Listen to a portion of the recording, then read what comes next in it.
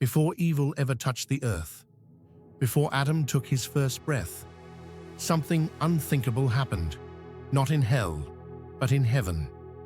An angel, radiant beyond imagination, stood before the throne of God. Lucifer, the light-bearer, the morning star of heaven. He was beauty itself. His voice could command choirs of 1,000 angels. When he moved, light seemed to follow him. Every glance of his was like a mirror reflecting the glory of his Creator. He was the favorite, the first among angels, the guardian of divine harmony. But one day, something changed. Lucifer saw something, a vision that none of the angels could understand, and whatever he saw, it shattered his perfect heart. The vision, he gazed upon the throne, the same throne that radiated eternal light, and he saw, in the plan of God, a creature unlike any angel, a creature made from dust, a being of weakness, of flesh and blood. Yet somehow, God's plan gave this fragile creature something no angel ever had: free will, love born not from power, but from choice.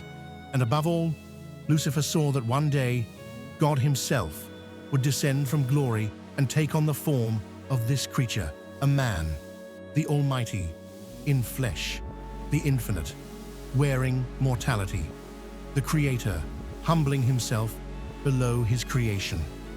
Lucifer's light flickered. He could not comprehend it. He could not accept it. Why them, he thought. Why would the Eternal One lower himself for dust? And in that question, pride was born, the beginning of pride. He began to whisper among the angels. He spoke of justice, of reason, of equality, but in his heart, he desired to rise above his place. If God will become man, Lucifer thought, then I will rise above man. I will ascend above the stars of heaven. I will make myself like the Most High. That was the first lie ever spoken, and it was whispered in heaven. The war that was never meant to be. Michael, the warrior of light, heard the whisper. He felt heaven tremble. Lucifer had gathered 1/3 of the angels, the beautiful, the proud, the curious. He promised them freedom, promised them glory, promised them thrones of their own. And so began the first war, not fought with swords, but with will. Light clashing against light, worship against rebellion. Michael rose with a voice like thunder. Who is like God? And heaven shook with that name. Michael, because that question broke the pride of hell. Lucifer's light fell. The music of heaven turned to silence, and the brightest of angels became the darkest of demons. The fall. As he fell through the heavens, his light turned to fire. His wings, once pure as snow, were scorched by his own pride. And as he hit the void, the heavens wept. For the first time, something once perfect was lost forever. He fell not because God hated him, but because love cannot exist without choice. Lucifer chose himself over God, and the echo of that choice still vibrates through every human heart. The mystery of what he saw. Many wonder, what did Lucifer truly see before he fell? The saints tell us he saw Christ. He saw that God would become man, that the Creator would take the form of a servant, and that angels, once the highest beings, would one day serve those made from dust. He saw the Virgin Mary, a woman pure and humble, who would carry the Son of God. And Lucifer, in his pride, refused to bow before a being lesser than himself. He refused to kneel before love. That is what broke heaven. Not violence, not hatred, but refusal to love. The ripple of rebellion, the fall of Lucifer, was not the end. It was the beginning of humanity's test, because the same voice that deceived angels now whispers to mankind, "You can be like God it says. That same ancient lie, the same pride, the same rebellion. And every time a soul chooses ego over love, Lucifer's echo grows louder. But every time a soul chooses humility, forgiveness, or sacrifice, a light in heaven reignites, reminding creation that love still wins. The divine paradox. Why didn't God destroy Lucifer instantly? Because God is love, and love allows freedom. He could have erased him in a moment, but he chose mercy, even for the fallen. That mercy gives every soul, every sinner, every lost being, a chance to return. Even now, Lucifer cannot destroy love.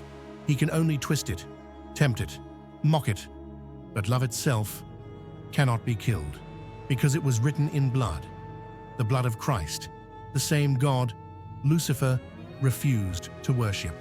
Heaven's sorrow. Do you know what's most tragic? When Lucifer fell, heaven didn't celebrate. Heaven mourned, because creation lost one of its greatest lights. Even God, in his divine heart, must have felt the sting of a child choosing darkness. That's the mystery of love. It hurts. It lets go. It hopes, even when it's rejected. And that's why Lucifer's story is not about evil's power, but about love's freedom. Our reflection. We all face the same choice. Every day, in small ways, we either rise with Michael or fall with Lucifer.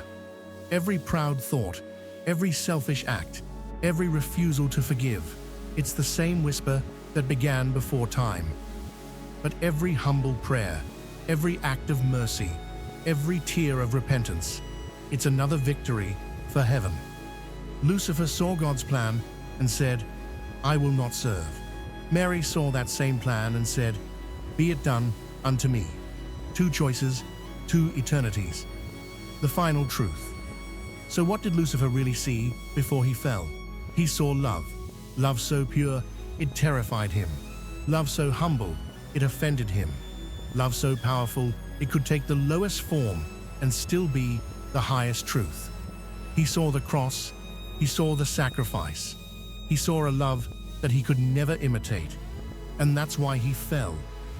Not because God cast him down, but because he could not bear to kneel before love itself. If this story touched your heart, remember, this is not just about angels and demons. It's about us. It's about every choice we make, every time we decide between pride and humility, between rebellion and surrender. Because heaven isn't far away. It begins inside a heart that still knows how to love. This is the word of the Catholic. If this message moved you, don't forget to like, share, and subscribe to help spread these truths to more souls. Comment your thoughts below and press the bell icon so you never miss another reflection like this one. Until next time, stay blessed, stay faithful, and remember, the greatest battle is not in heaven or hell, but in the human heart.